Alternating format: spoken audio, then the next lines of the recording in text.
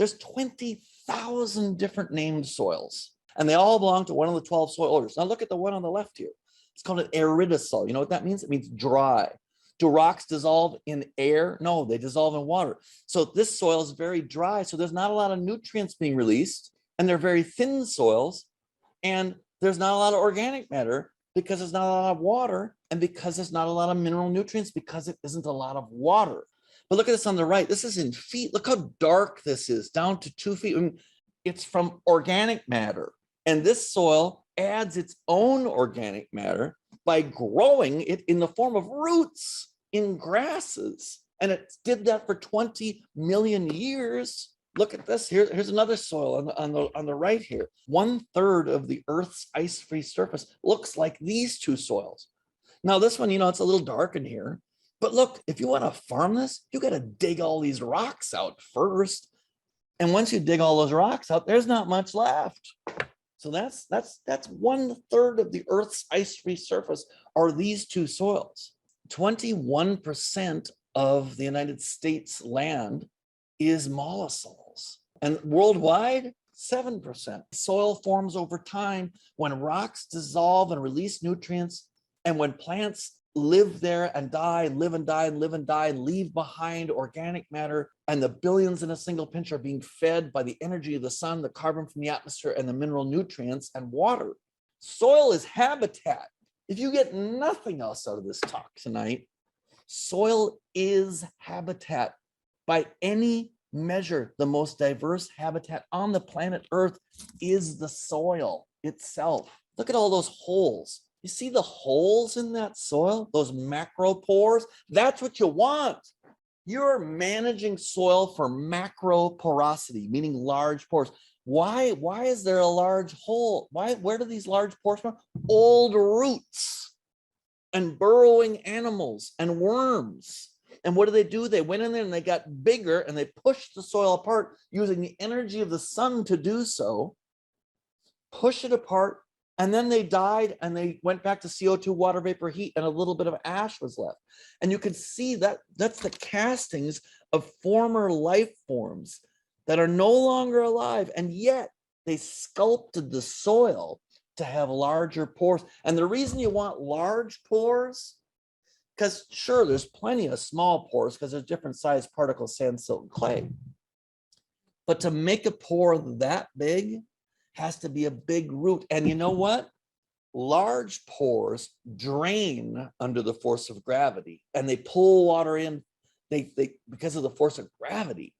And that's what it causes good aeration and drainage. Because once the water drains out, it pulls in oxygen. As the water drains from the soil is breathing. And you know what? Plants need water all the time. Plants need oxygen at their roots all the time. And that's why you want a well-drained soil. And how do you do that? You grow a cover crop that makes larger pores so the water can drain and go deeper and be stored deeper and very deep in the soil. That bridge of water is being held there by capillary force. Small pores hold water against the force of gravity. Large pores drain under the force of gravity. And what you want in your soil are large pores, medium pores, small pores, and super tiny pores, because the large pores have the air in them and the small pores hold the water. And when do plants need air and water? All the time at their roots. And that's what soil health is well oxygenated, water-rich environments that have air-filled pores and water-filled pores. And that's what the billions in a single pinch need. And soil health is all about preserving the habitat. Soil is habitat. And you're not really farming. You're ranching microbes. You're not even really ranching microbes. You're managing space.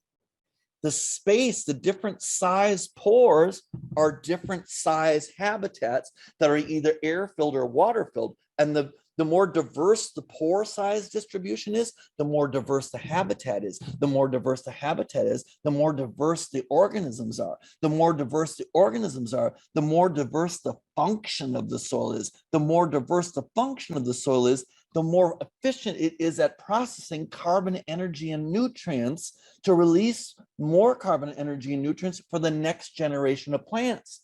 And the next generation of plants push down their roots and make large pores, which make the pore size diversity wider. Think about it. Pull up a plant and look at the different size roots.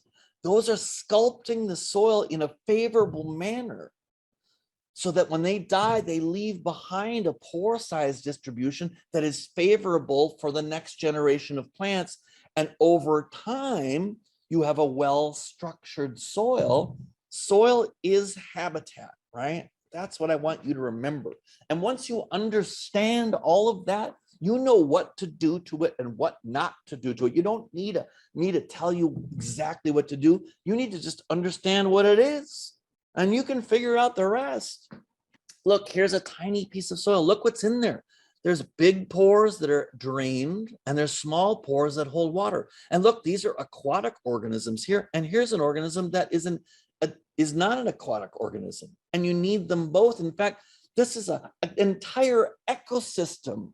They're processing carbon, energy, and nutrients, and they're making it available to the plant. Look, here's the root that's taking it up. Here's a fungi that has a mycorrhizal association with the root, and it allows it to actually get more mineral nutrients in exchange for the energy from the sun. I mean, fungi don't photosynthesize. You know what they do? They either eat dead stuff or they form relationships with living things that give them the chemical energy in the form of sugar water. And that's what mycorrhizae are.